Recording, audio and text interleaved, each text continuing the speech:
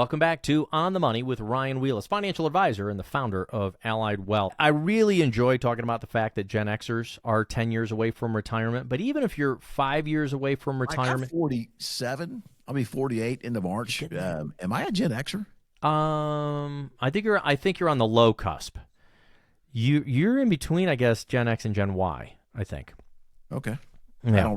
I'm not very Gen savvy. If you are a few years away from retirement, or even if you're in retirement, some key things to think about. And number one on here is, of course, creating a financial plan. I think we've talked about that throughout today's program. I want to move to number two. And it's a newer light bulb for me, because I did, like you were talking about in the beginning of the show, think about throwing as much money as I could to a 401k, saving piles of money. Keep talking. I'm getting my calculator out. Getting there.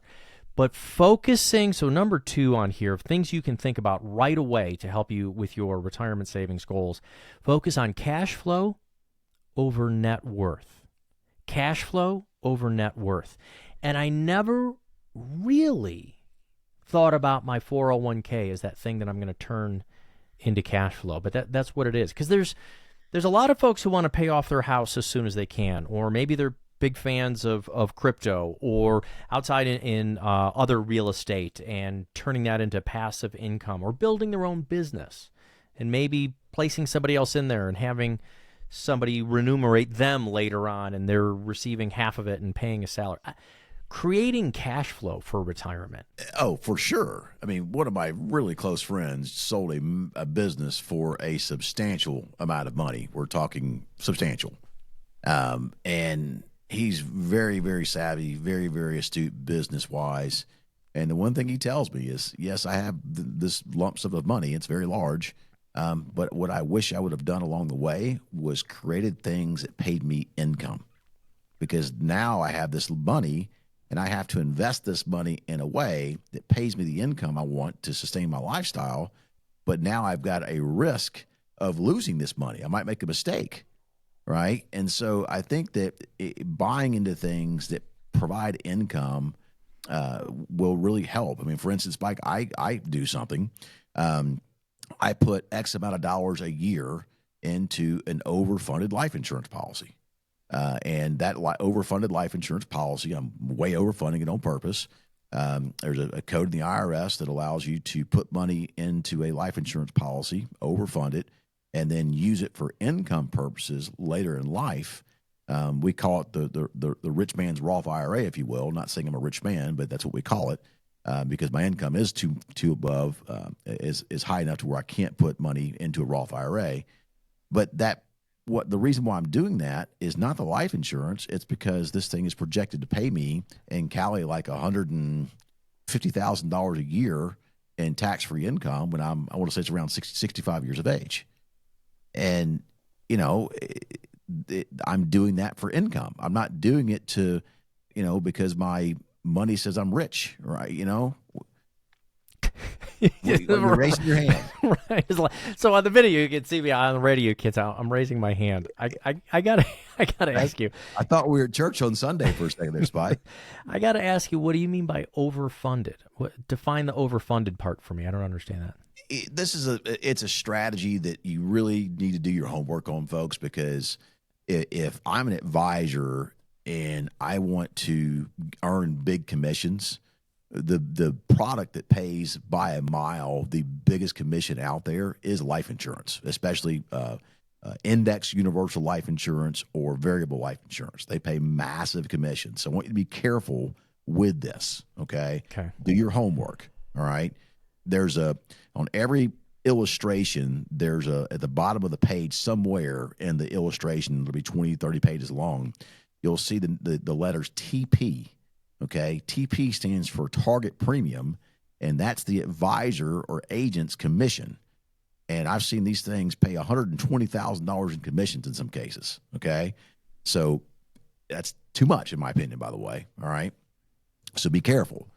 But in my case, you buy life insurance to insure against dying too young. And if I'm doing it for that reason, I want to pay the least amount of premium possible for the highest amount of death benefit coverage I can get. Okay? That's what most people buy life insurance for.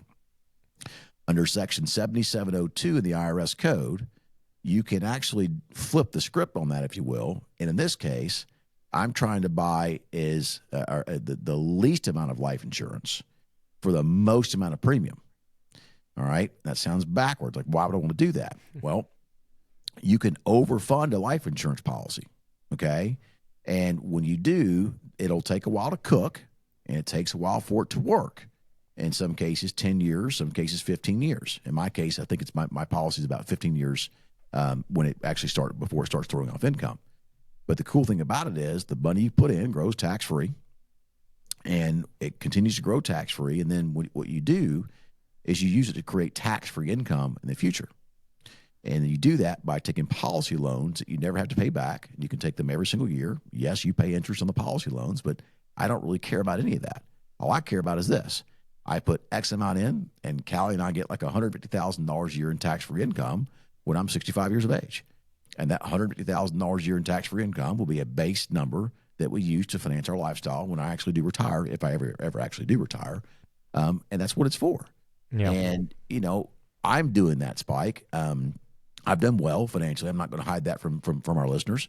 But I'm doing that because I want income. And I'm starting to look more at things that produce income in the future personally, because I know this. If I have X amount of dollars a month coming into my household after tax, I know that I can live the life I want to live. It's that simple. All right. And I'm working to that end, even as a financial advisor myself. So, we have a plan. I mean, we look at savings rates, savings goals. Callie and I look at it all the time. I look at it more than she does. But I'm very in tune and very focused. And, Spike, it's kind of one of these things too, where how do you call yourself a financial advisor when your own financial house is not intact? I think that's important, right? And, it's just, so honestly, I would say, do you eat your own cooking? The strategies that you're talking about, these are the kinds of things that you don't just say, oh, this is what I think clients should do. You're doing these things for yourself. For sure. I mean, I'm absolutely doing these things for myself. Now, I won't hide it from folks that, I do invest substantially back into my business, which for me, is being a business owner, it is the biggest return I get on invested dollars for sure. But I also, I eat what I cook, right? Yeah. And so I've got my money in markets and some of our portfolios at Allied Wealth. I've got money going into life insurance policies that I'm overfunding. We're looking at buying a series of annuities as well to create income streams from annuities. Doing a lot of that stuff. I also invest in heavily in real estate and apartment complexes. I got a question for you then, and you get to tell me how I'm right or wrong here. I appreciate how you said you can't put money into a Roth IRA because you make too much money. And we know the earnings limit, I think it's like $160,000 if you're single and like $240 or something married filing jointly. But if you had one at your own workplace, you would be able to put money into a Roth 401k. As a business owner, is that something that folks should look into with who's ever providing a 401k for their company to say, hey, can we also have a Roth 401k option? Would you have any interest at the income level you're at? Because we have a lot of listeners, as you say, the Hollywood of oil and gas here in Texas, have very high salaries. Better to fund something like you were just talking about, better to start thinking in our 60s about funding an annuity that we can turn into income, better to fund something into a Roth 401k that will turn into tax-free income. Fan of a Roth? Well, Spike, I think you've got to look at where you're saving, the type of account you're saving in, and then think about this. If you're, 20 years out from retirement, 10 years out from retirement, whatever it is, does it make sense to you to have all your money saved in that type of an account?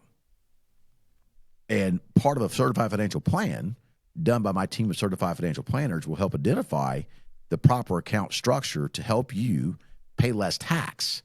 All right. And that's important because if all of your money is saved inside of a 401k, every dollar you take out is 100% taxable at ordinary income tax rates.